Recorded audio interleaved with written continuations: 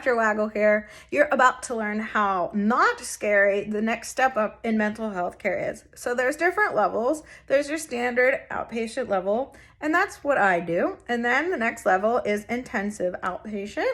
And then the one after that is PHP or partial hospitalization. And the one after that is hospitalization. So a lot of times when I refer my patients to a higher level of care, they picture a scary, dark cinder block prison cell with people trying to get them electroconvulsive therapy or different things that are from the movies. And that's really not what is going on at all.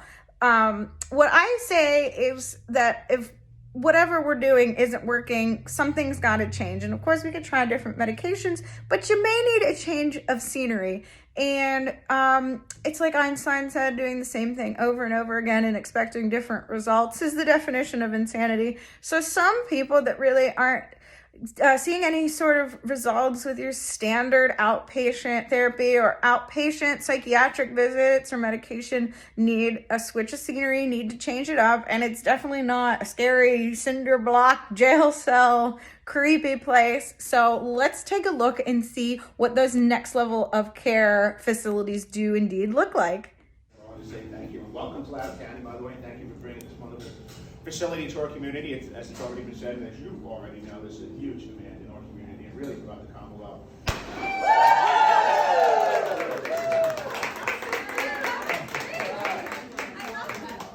Okay. We're gonna paint.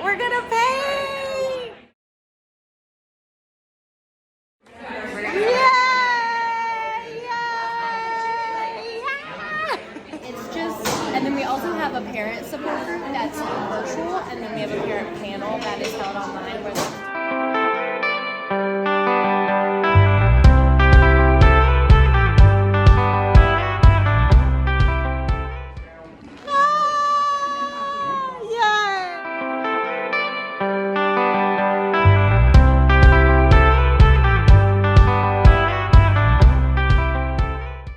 When I refer my patients to a higher level of care like intensive outpatient programs like IOP or partial hospitalization programs, PHPs, the first question I usually get is like, what am I going to do there? And it's not like you just sit there for 3 hours and get therapy for 3 hours. There's all sorts of different things. So to be more specific, I was able to grab today a printout, and I really like it because it lists different counseling principles. So a lot of times when people think of therapy, they're like, oh, I just talk and somebody nods their head. But that's really not what it should be. They should definitely use different modalities. So specifically, the ones listed here, DBT, non-judgmental, some CBT, mindfulness, art therapy. And so I think that's really good that they actually list what it is that they're going to do. And then if you've ever been to one of my initial assessments, you know that I like goals and objectives. So the objectives listed here for the group,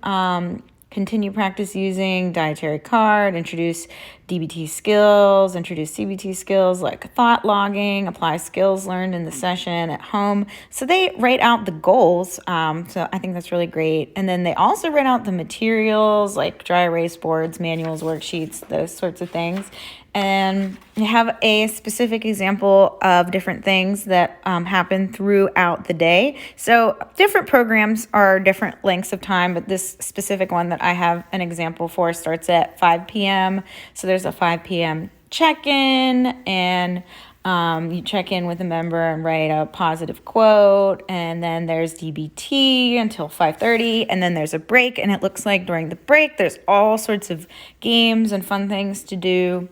6 p.m. group connection activities, and then this specific one looks like blindfolded self-portrait, and then there's more breaks, and then 6:45 they work on different skill sets, and let's see, 7:30 there's mindful meditation and different groups. So these programs have group therapies and one-on-one, all sorts of different things. And then at 7:50 reviewing homework. If you've been to one of my sessions, you know that I love homework, but I don't call it homework because I feel like it has a negative connotation, so I just call it fun assignments. But fun assignments / homework, and then it looks like there's checkout forms and a closing, group closer here at 8 p.m.